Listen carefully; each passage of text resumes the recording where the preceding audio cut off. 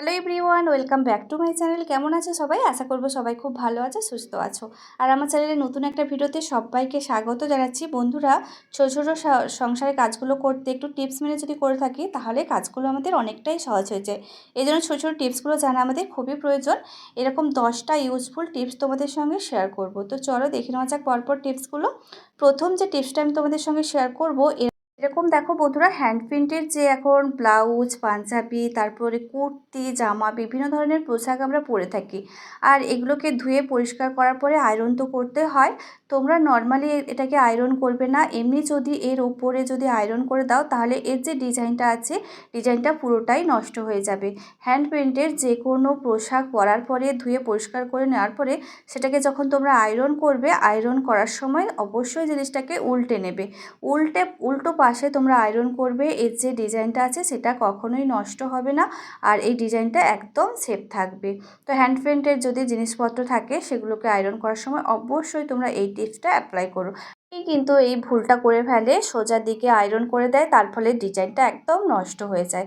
তো আমার কাছে হ্যান্ড পেইন্টের এই ব্লাউজটা ছিল, যেটা হচ্ছে আমার নিজের হাতে বানানো। তো ব্লাউজটা আমি আয়রন করলাম সম্পূর্ণ উল্টো করে।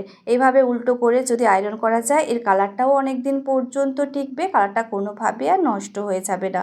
এর কালার করার পরেও একবার আয়রন করতে হয়, তারপরে ব্যবহার করার পরে যখন আয়রন করবে অবশ্যই করে এই টিপসটা অ্যাপ্লাই করো। তো চলো দেখে নেওয়া যাক আজকের পরবর্তী টিপস। শসা বাজার থেকে কিনে আনার পরে যদি বাড়িতে আমরা নর্মালি বেশ কয়েকদিন রেখে দিই, দেখবে এই শসাগুলো একটু নরম হয়ে যায়। নরম হয়ে গেলে এই শসাটা খেতে আর আমাদের ভালো লাগে না। তো তার জন্য কি করবে, ছোট্ট একটা টিপস তোমাদের সঙ্গে শেয়ার করছি। শসাগুলো যখন নরম হয়ে যাবে তখন তোমরা এইভাবে করে এই টিপসটা অ্যাপ্লাই করতে পারো। কিছুটা জল নিয়েছি, জলের সঙ্গে দিয়ে দিলাম হচ্ছে বরফের টুকরো। বরফের টুকরোগুলো দিয়ে দেওয়ার ফলে জলটা অনেকটা ঠান্ডা হয়ে গেল। এই ঠান্ডা জলের মধ্যে যদি 30 মিনিটের মতো শসাগুলোকে ডুবিয়ে আমরা রেখে দিই তাহলে শসাটা অনেকটাই টাইট হয়ে যাবে, আর সেই নরম ভাবটা থাকবে না। তো চলো দেখে নেওয়া যাক আজকের পরবর্তী টিপস। তো দেখো, পরবর্তী যে টিপসটা তোমাদের সঙ্গে শেয়ার করব, নেল পালিশ কম বেশি আমরা মেয়েরা পরতে ভীষণ ভালোবাসি। অনেক সময় কি হয়, আমরা হয়তো কোথাও বিয়েবাড়ি বা কোনো পার্টিতে যাব, নেল পালিশ পরতে ভুলে যাই। হয়তো পুরো সাজ কমপ্লিট হয়ে গেছে, তারপরে মনে হলো নেল পালিশ পরা হয়নি। তখন যদি নেল পালিশটা পরি আর নেল পালিশটা শুকনো হতে বেশ খানিকক্ষণ আমাদেরকে ওয়েট করতে হয়, সেই সময়টুকু যদি আমাদের হাতে না থাকে তাহলে এরকম নেল পালিশ পরে যদি আমরা বেরিয়ে যাই তাহলে নেল পালিশটা কিন্তু ঘেটে যাবে, জামা কাপড়ের সঙ্গে লাগবে, তাহার ফলে নেল পালিশটা একদম ঘেটে যাবে। তোমরা কি করবে, নেল পালিশটা পরার পরে সামান্য একটু জল নেবে, জলের মধ্যে দিয়ে দিবে অল্প একটু বরফ।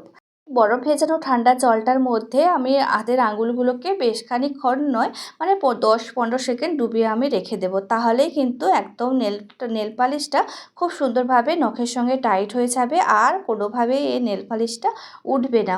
তো এইভাবে করে তাড়াহুড়োর মধ্যে যখন নেল পালিশ পরবে তোমরা অবশ্যই করে এই টিপসটা অ্যাপ্লাই করো। তো দেখো, আমি বেশ খানিকক্ষণ ডুবিয়ে রেখেছিলাম, ওই 10 সেকেন্ডের মতন ডুবিয়ে রেখেছিলাম।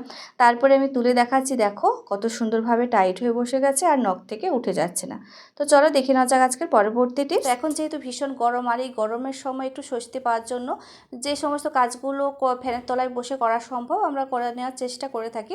তো দেখো, সবজি কাটার সময়ও আমরা একটু ফ্যান চালিয়ে দিয়ে বসে একটু সবজিগুলো কেটে থাকি। আর সবজি কাটার সময় দেখো, পেঁয়াজ বা রসুনের খোসাগুলো ছাড়াতে গেলে যেটা সমস্যা হয়ে যায়, যেহেতু আমরা ফ্যানটা চালিয়ে রাখি আর এই খোসাগুলো ভীষণই পাতলা হয়, পাতলা হওয়ার কারণে আর উপরে যেহেতু ফ্যানটা চলে, তো ফ্যান চালিয়ে দিলে ফ্যানের বাতাসটা চারধার ছড়িয়ে পড়ে, সেই সঙ্গে এই যে পেঁয়াজ বা রসুনের খোসাগুলো যেগুলো আমরা ছাড়াই, সঙ্গে সঙ্গে কি হয়, এই খোসাগুলো এদিক ওদিক ছড়িয়ে ছিটে যায়, পুরো ঘরটাই নোংরা হয়ে যায়।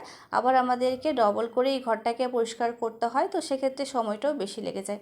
তো তার জন্য কি করবে, দেখো পেঁয়াজ বা রসুনের খোসাগুলো যখন তোমরা ছাড়াবে, পাশে যদি বাটিতে করে একটা হচ্ছে একটু জল রেখে দিই, তাহলে এই জলের মধ্যে দেখো পেঁয়াজের খোসাগুলো ছাড়াবো, আর সঙ্গে সঙ্গে যদি জলের মধ্যে দিয়ে দিই তাহলে আর এদিক ওদিক ছড়িয়েও ছিটিয়েও যাবে না, ডবল করে আমাদেরকে পরিষ্কারও করতে হবে না। তো খাটনিটা আমাদের অনেকটাই কমে যাবে। তো এই জন্য অবশ্যই করে যখন তোমরা পেঁয়াজের খোসা ছাড়াবে, এইভাবে করে বাটিতে একটু জল নিয়ে নেবে, আর খোসাগুলো এদিক ওদিক না ফেলে দিয়ে এইভাবে করে বাটিতে ফেলবে। তাহলে কাজটা আমাদের অনেকটাই সহজ হয়ে যাবে। এইভাবে করে পেঁয়াজের খোসা বা রসুনের খোসাগুলো ছাড়ালে দুটো লাভ হবে। তো দেখো আমাদেরকে আর ডবল করে আর পরিষ্কার করতে হলো না। সেই সঙ্গে দেখো এই জলটাকে এক রাত্রির জন্য বা কি এক বেলার জন্য তোমরা এইভাবে করে জলের মানে এই বাটিটাকে রেখে দেবে খোসা সহ। তো তারপর দেখো এই জলটাকে ফেলে দেবে না। তো এই জলটা আবার আমরা যে কোনো গাছের গোড়াতে যদি দিয়ে দিই, গাছের জন্য ভীষণ উপকার এই জলটা। যে সমস্ত গাছে ফুল ফল বা গ্রোথ হচ্ছে না পাতাবাহার গাছগুলোতে, তোমরা এইভাবে করে এই পেঁয়াজের বা রসুনের খোসা ভেজানো জলটাকে তোমরা দেবে, দেখবে গাছগুলো খুব সুন্দরভাবে বেড়ে উঠবে। গ্রোথ যেরকম হবে, ফুলের গাছ যদি হয় ফুলেও ভরে যাবে, আর যদি পাতাবাহারের গাছ হয় খুব সুন্দরভাবে সতেজ হয়ে যাবে। পরবর্তী টিপসটা তাহলে এখন দেখে নেওয়া যাক। তো দেখো বন্ধুরা, চা করার পরে এই যে চায়ের পাতাগুলো, চায়ের পাতাটা আমরা অযথাই ফেলে দিই, কিন্তু ফেলে না দিয়ে চায়ের পাতাগুলোকে একটু ভালো করে আমি জল দিয়ে ধুয়ে নিয়েছি। ধুয়ে নেওয়ার পর দেখো একটা সুতির কাপড় নিয়েছি, আর সেই কাপড়ের মধ্যে আমি এই যে চায়ের পাতাগুলো, এই পাতাগুলো দিয়ে দিলাম। দিয়ে দেওয়ার পরে একটু গিট লাগিয়ে দেবো যাতে চায়ের পাতাগুলো বেরিয়ে না আসে। তো গিট লাগানোর আগে এক্সট্রা যে জলটা ছিল, তো সেই জলটা একটু চেপে চেপে বের করে দিলাম। তো জলটাকে এইভাবে করে চেপে চেপে বের করে দিতে হবে। তারপর দেখো সুতির কাপড়টাকে আমি পুরোভাবে ভালো করে গিট লাগিয়ে দিলাম। এইভাবে করে পুডলির মতন তৈরি করে নিলে ব্যবহার করতে অনেকটা সুবিধা হবে। তো দেখো বন্ধুরা, আমাদের প্রত্যেকের বাড়িতে যে কাঠের জিনিসপত্রগুলো আছে না, এগুলোকে পরিষ্কার করার জন্য বা এর বার্নিশটা যাতে খুব ভালোভাবে অনেক দিন পর্যন্ত টেকে, তো সেই জন্য আমরা বাজার থেকে অনেক কিছু কিনে নিয়ে এসে তারপরে এটাকে পরিষ্কার করে থাকি। কিন্তু অযথাই ফেলে দেওয়া চায়ের পাতাগুলো কিন্তু আমরা এইভাবে করে ব্যবহার করে নিতে পারি। এই চায়ের পাতাগুলোকে বিভিন্ন কাজে ব্যবহার করা যায়। তো একটা টিপস তোমাদের সঙ্গে শেয়ার করছি, এইভাবে করে কাঠের জিনিসগুলো পরিষ্কার করার ক্ষেত্রে তোমরা এই পুরনো চায়ের পাতাগুলোকে একটু ভালো করে ধুয়ে নিয়ে একটা কাপড়ের মধ্যে মুড়ে নিয়ে তোমরা এইভাবে করে ব্যবহার করবে। দেখবে এইভাবে করে চায়ের পাতাগুলো ব্যবহার করলে অযথা আমাদেরকে এই চায়ের পাতাগুলো ফেলে দিতে হবে না। ফেলে দেওয়ার আগে আমরা চায়ের পাতাগুলোকে এইভাবে করে ব্যবহার করে নিতে পারি। যে কোনো জিনিস ফেলে দেওয়ার আগে যদি আমরা একটু কাজে লাগিয়ে নিতে পারি, তাহলে সংসার খরচ কিছুটা হলেও কমানো যায়। তো আশা করছি এই টিপসটা তোমাদের অনেক কাজে লাগবে। তো দেখো বন্ধুরা, কত সুন্দরভাবে পরিষ্কার হয়ে গেছে। তো চলো এখন দেখে নেওয়া যাক আজকের পরবর্তী টিপস। এখন আমরা বাজার থেকে তেলের প্যাকেটগুলো কিনে নিয়ে আসি। কিনে নিয়ে আসার পরে বাড়িতে যে কোনো একটা পাত্রে আমরা ঢেলে রেখে দিই। তো দেখো বন্ধুরা, ঢালার সঙ্গে সঙ্গে তোমরা প্যাকেটটাকে ফেলে দেবে না। তোমরা কিছু সময় প্যাকেটটাকে এইভাবে করে উল্টো করে সেই পাত্রের উপরে রেখে দেবে। দেখবে এর ভেতরেও অনেকটা তেল থেকে যায়, সেই তেলটা আস্তে আস্তে করে পাত্রের মধ্যে চলে যাবে। তাহলে অযথা এই তেলটা নষ্ট হবে না, একটু হলেও কিন্তু আমাদের তেল এখান থেকে বের হবে। তোমরা কি কখনো শ্যালো টেপের সাহায্যে সূচের মধ্যে সুতো পরিয়ে দেখেছো? খুব সহজ পদ্ধতি, খুব সুন্দরভাবে সহজে তোমরা একটুকু শ্যালো টেপের সাহায্যে সুতোর মধ্যে সুতো তোমরা পরিয়ে ফেলতে পারবে। অনেকেরই চোখের সমস্যা থাকে, ছোট্ট ছোট্ট সূচের মধ্যে সুতো পরাতে অসুবিধা হয়ে যায়, চোখের সমস্যা থাকে, বা একটু বয়স হয়ে গেলে দেখবে হাত কাঁপতে থাকে। তো তার ফলে ছোটো ছোটো সূচের মধ্যে আমরা কিছুতেই সুতোটাকে পরাতে পারি না, অন্যের ওপরে আমাদেরকে নির্ভর হতে হয়। তো তার জন্য খুব সহজে তোমরা এক টুকরো শ্যালো টেপের সাহায্যে সূচের মধ্যে সুতো পরিয়ে নিতে পারবে।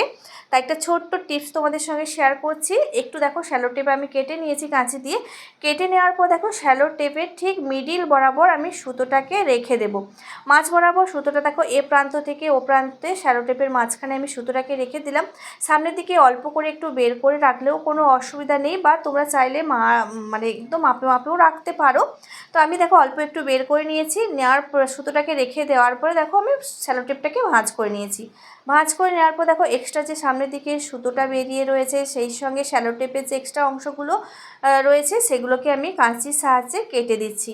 কেটে দিলে এগুলো সূচের মধ্যে খুব সহজেই চলে যাবে, কারণ এত মোটা শ্যালো টেপটা তো কোনোভাবেই সূচের ওই ছোট্ট ফাঁক দিয়ে যেতে পারবে না। তো তার জন্য এক্সট্রা অংশগুলো আমি কেটে দিলাম।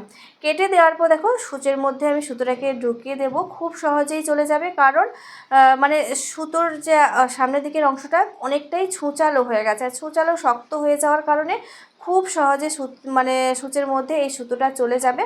তো দেখো সূচের মধ্যে সুতোটাকে গলিয়ে দেওয়ার পরে যে শ্যালো টেপটা ছিল, শ্যালো টেপটাকে খুলে ফেললাম। তো দেখতে পেলে কত সহজেই সুতোর মধ্যে মানে সূচের মধ্যে সুতোটা পরানো হয়ে গেল।